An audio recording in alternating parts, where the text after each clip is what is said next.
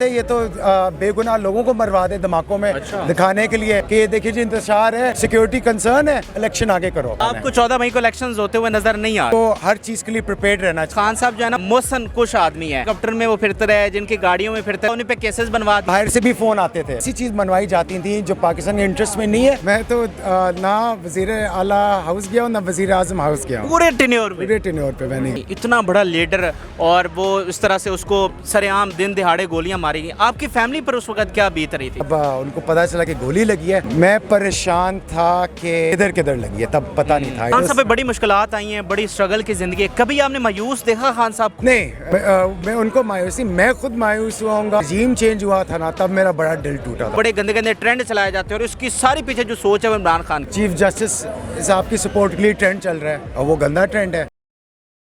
नाजरीन, आज मेरे साथ फिर बड़ी ख़ास शख्सियत शेर खान साहब मौजूद है, इमरान खान साहब के भांजे। पिछला इंटरव्यू बड़ा वायरल हुआ था, बड़े सख्त सवालात इनसे किए थे और इन्होंने बड़े तहम्मुल से जवाब दिए थे। आज कुछ और सवालात इनसे पूछते हैं। पहले तो ज़रा सुप्रीम कोर्ट का बताएं कि ऑर्डर हो गया है, इलेक्शन की तैयारी हो रही है, तो आप भी तैयारी कर रहे हैं इलेक्शन लड़ने की? नहीं, मैं इलेक्शन लड़ने के लिए हम तो इस तहरीक तो ये जद्दोजहद जाती रहेगी।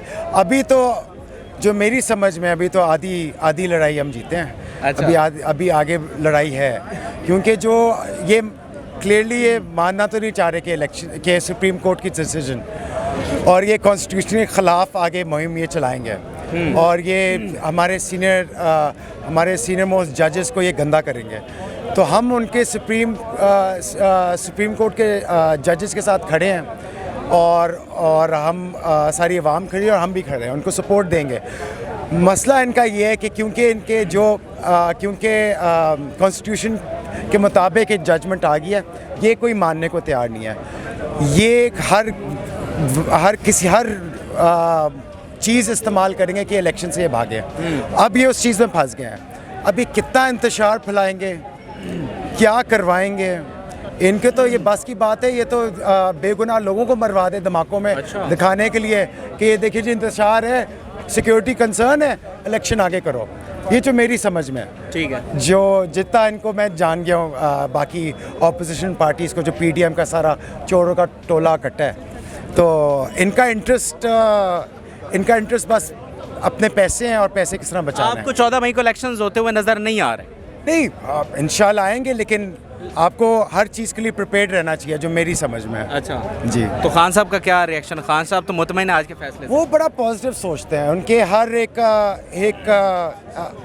हर एक स्ट्रैटेजी के लिए, हर एक ऑप्शन के लिए स्ट्रैटेजी तैयार होती है। अच्छा। तो वो दोनों तरीक़ों से तैयार हैं। अच्छा खान साहब, उस दिन भी मैंने कुछ और सवालात किए थे, आज थोड़ा सा और मैं आपसे पूछना चाहूँगा कि खान साहब पे एक इल्ज़ाम ये लगता है कि खान साहब जो है ना वो मोहसन कुछ आदमी है, कि जिनके हेलीकॉप्टर में वो फिरते रहे, जिनकी गाड़ियों में फिरते रहे, जंगीर तरीन वगैरह का हवाला दिया जाता है, फिर उन्हीं को छोड़ दिया, उन्हीं पे केसेस बनवा दिए। तो इस पर ज़रा आज जवाब दें। नहीं, बनवाए तो कोई केसेस नहीं थे, मतलब बने उनकी हुकूमत में बने। आपकी चीज़ कोई आगे आई है तो फिर वो कोई चीज़ निकली है, इन्वेस्टिगेशन हुई है, उसमें क्लियरली आपको चीज़ें नज़र आई हैं।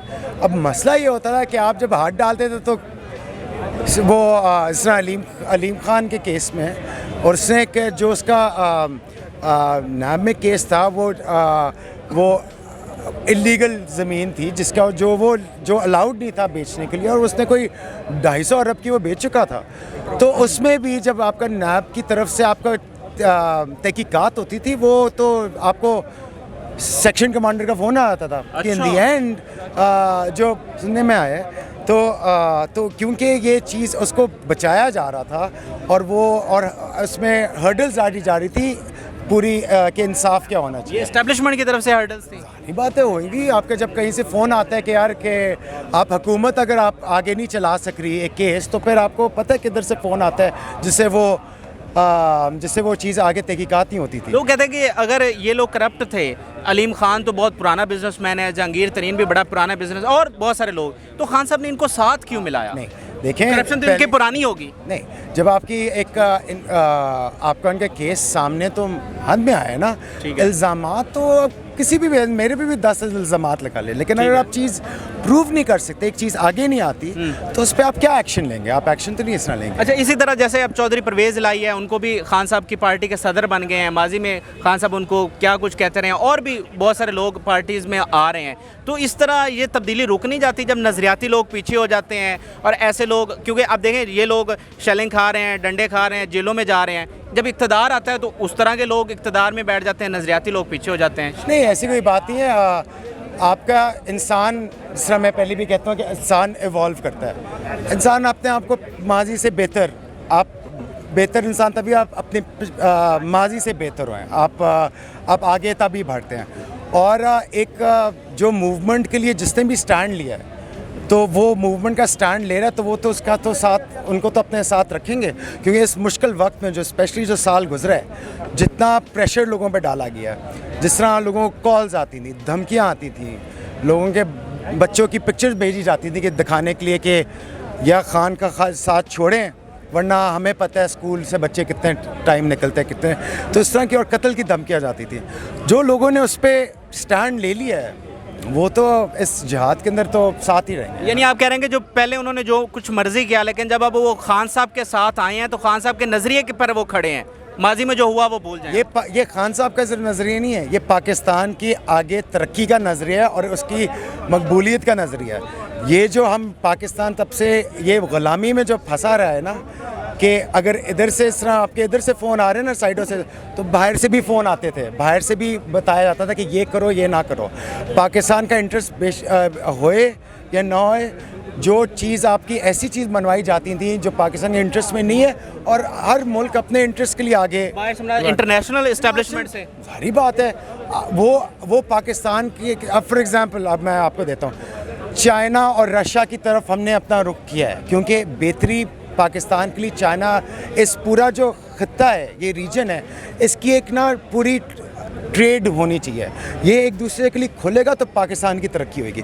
पाकिस्तान ये बंद पड़ा हुआ है। चले इंडिया के साथ तो हमने तो एक नज़रिए के तौर पे हमने ट्रेड बंद किया, क्योंकि उन्होंने कश्मीरियों के साथ जो जुल्म कर रहे हैं। हाँ, जब वो कश्मीरियों को हकीकी आज़ादी देंगे तो हम पूरा ट्रेड खुलना चाहिए। इस अफ़गानिस्तान में इंतशार है, उधर इतनी जंग रही है, उधर का खुली ट्रेड नहीं रही। ईरान के साथ आपके सऊदी अरेबिया के वजह से मसले पहले होते थे, अब सऊदी अरेबिया और ईरान भी अब टेबल पे बैठ गए हैं, तो वो भी आपके लिए जगह बेहतर खुल रही है।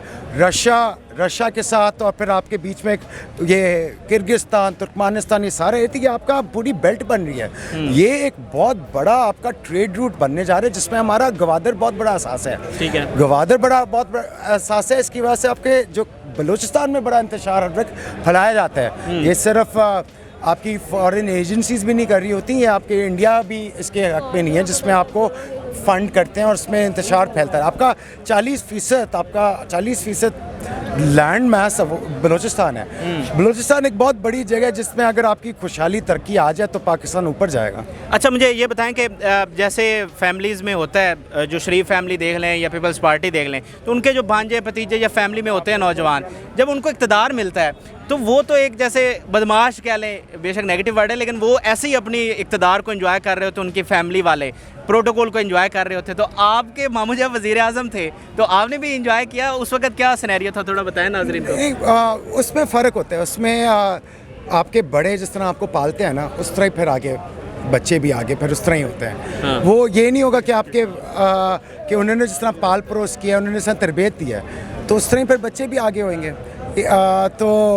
तो हमें तो कभी ना सोचा है, ना कभी कह गया, वो तो बड़ी शर्म आए कि 6 गाड़ी के प्रोटोकॉल में, मुझे तो बड़ी शर्म आए। हम आपके सारे जो कज़न्स हैं, हमें तो बड़ी शर्म आए इस चीज़ के लिए। जब वो वज़ीर आज़म थे तो आप प्रोटोकॉल के साथ वज़ीर आज़म हाउस नहीं जाते थे, या तो वज़ीर आला हाउस? मैं तो ना वज़ीर आला हाउस गया हूँ, ना वज़ीर आज़म हाउस गया हूँ। पूरे टेन्योर पे मैं नहीं गया। क्या वजह, उसकी वजह क्या है? बस हम गए नहीं, कभी ज़रूरत ही नहीं पड़ी जाने के लिए, कभी ज़रूरत ही नहीं पड़ी, और कभी दिल नहीं चाह जाने के लिए। तो इन बिटवीन आप कहाँ पे मिलते थे खान साहब से? तो घर पे मिल लेते थे, बनीगाला में। सारी बात है, बनीगाला जब भी जाते थे, बनीगाला जाते तो मिलना होता, बनीगाला मिल लेते। प्रेसिडेंट हाउस या वो प्राइम मिनिस्टर हाउस और उधर जाने की क्या ज़रूरत है? कोई ज़रूरत नहीं। यानी आप कह रहे हैं कि ये लोगों के लिए बड़ा हैरान कुन होगा कि आप पूरे टन्योर में वज़ीर आज़म हाउस ही नहीं गए ना, वज़ीर आला हाउस गए। बिल्कुल नहीं, मिलना होता तो हम बनी गला जाते थे, घर पे मिल लेते थे, हमें उधर जाने की क्या ज़रूरत है? अच्छा हाँ। तो वैसे ये जो खान साहब कहते थे कि मैं प्रोटोकॉल नहीं लूँगा, फिर हेलीकॉप्टर पे जाते थे ऑफिस, तो लोग इस पर भी एतराज़ करते हैं। ये इसकी जो चीज़ है, ये हेलीकॉप्टर जब यूज़ किया, एक्चुअली बहुत कन्वीनियंट थी आपकी उधर सिक्योरिटी की वजह से।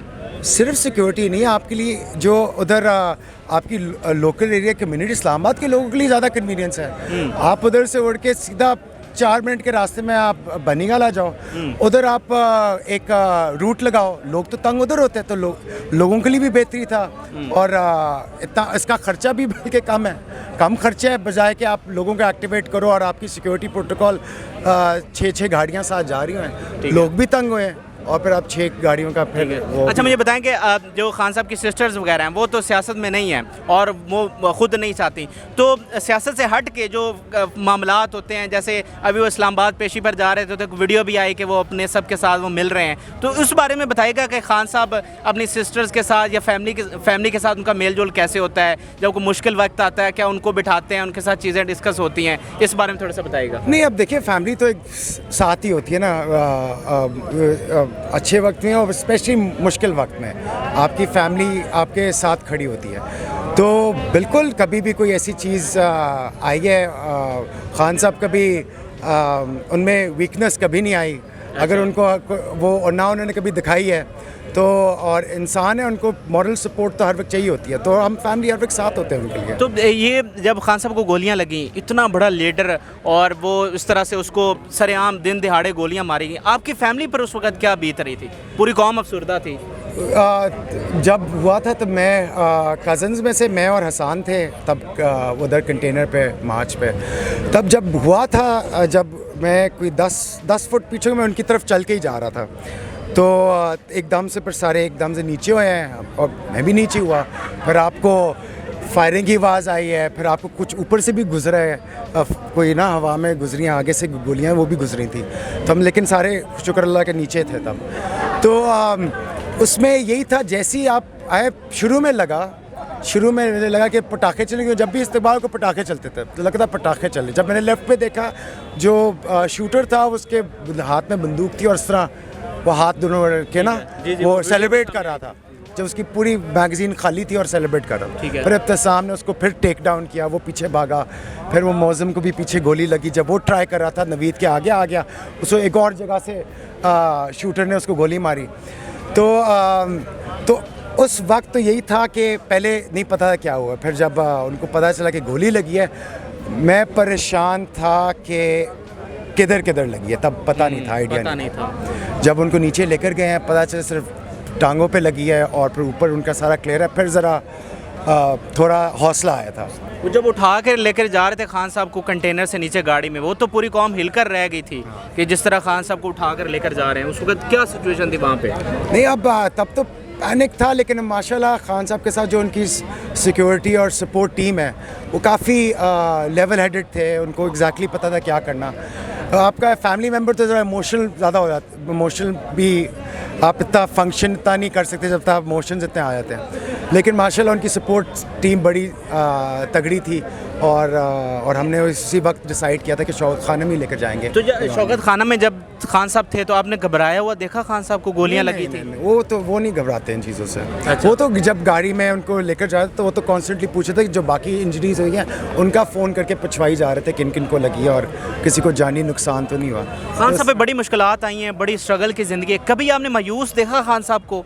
नहीं, मैं उनको मायूसी, मैं खुद मायूस हुआ कि स्पेशली रजीम चेंज हुआ था ना, तब मेरा बड़ा दिल टूटा था। अच्छा, आपका दिल टूटा था? बड़ा दिल टूटा था। और उनको वो तो बड़े हर वक्त पॉजिटिव रहते हैं, लेकिन मेरा बड़ा दिल टूटा था क्योंकि मुझे इतना पता है कि जो वो पाकिस्तान के लिए जितना इकोनॉमिकली जिधर लेकर जा रहे थे और जिधर आगे प्लान्स थे, आपके टैक्स कलेक्शन के आगे जो प्लान्स उन्होंने सेट कर लिए थे उनकी, और पाकिस्तान क्या, और जो इस तरह शौकत तरीन साहब ने भी उधर उससे महीना पहले ही उन्होंने प्रोजेक्शंस भी दे दी थी, जिसमें उन्होंने एक्सपोर्ट का अगर 31 बिलियन एक्सपोर्ट इधर था तो 36 बिलियन और फिर 40 बिलियन के अगले 2 साल का प्रोडिक्शन दे दी थी प्लान, जिसके हम जिस पटरी पे जा रहे थे।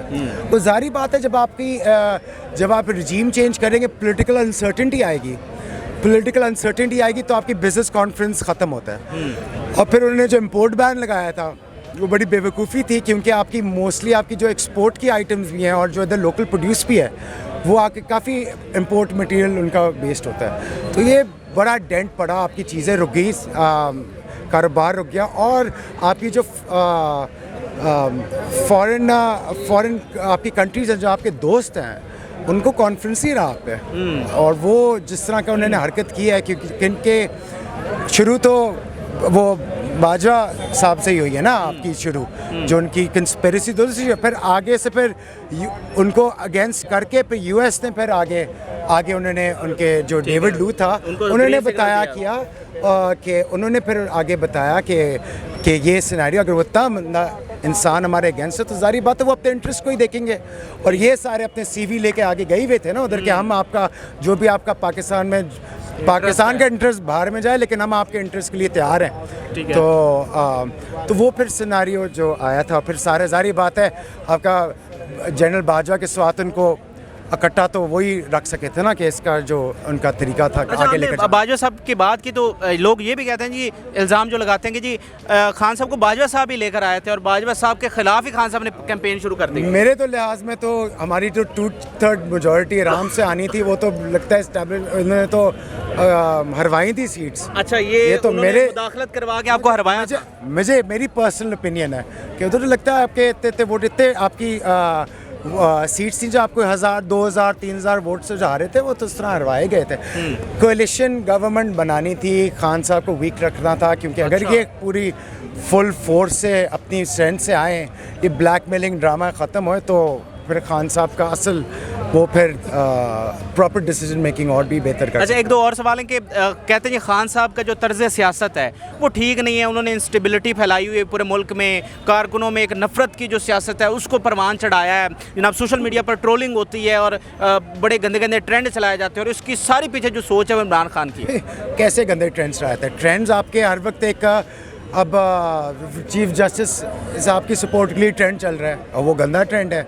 आपकी हकीकी आज़ादी, ये तो मुझे लगता है इनके लिए गाली होएगी हकीकी आज़ादी, और किससे आज़ादी, और ये आपका जो ये रिवाज पाकिस्तान से चलता रहा है उससे ही आज़ादी चाहिए ना।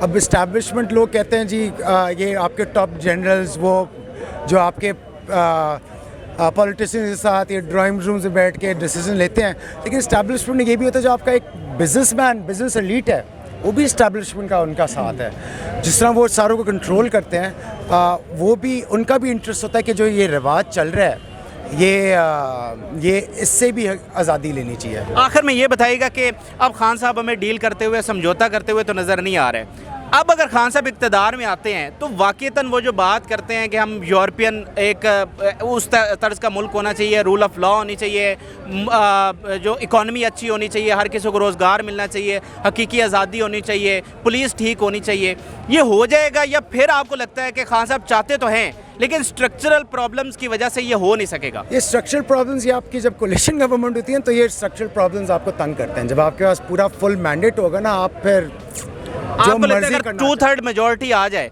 तो फिर खान साहब हर सूरत बदलेंगे, फिर कोई एक्सक्यूज़ नहीं रखेंगे कि मुझे इख्तियार नहीं था, फिर बदल के ही छोड़ेंगे। जी बेशक इसका, क्योंकि आप 2/3 मेजॉरिटी कहते हैं जो अभी तक लहर चली, जिसकी वजह से ये भाग रहे हैं सारे इलेक्शन से, ये तो 3/4 की आपकी मेजॉरिटी नज़र आ रही है जो अभी तक। अच्छा। हाँ, तो इंशाल्लाह नहीं वो आएंगे और वो, लेकिन अल्लाह पाकिस्तान के लिए बेहतरी करे और वो ज़रूर आएंगे। लेकिन अगर कोलिशन गवर्नमेंट बन गई तो फिर उतना ईजी नहीं होगा तब्दीली लाना। आपका होता है वो कोलिशन गवर्नमेंट में ये होता है इशू, क्योंकि आपके जो चीज़ जिनके जो आप पाकिस्तान की बेहतरी करता, कुछ अनासर होते हैं इनके इंटरेस्ट में ये चीज़ नहीं होती तो वो फिर पॉलिटिकल इंजीनियरिंग करते हैं जिससे वो नहीं चाहते एक चीज़ आगे पहुँचे।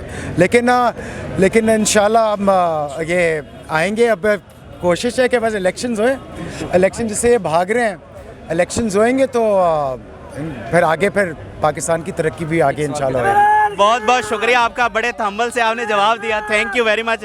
शेर शाह खान साहब हमारे साथ मौजूद थे, बड़े सख्त सवालात हमने किए और तहम्मुल के साथ उन्होंने जवाबात दिए। आप भी अपनी राय से ज़रूर आगाह करें। इजाज़त दीजिए, अल्लाह हाफ़िज़।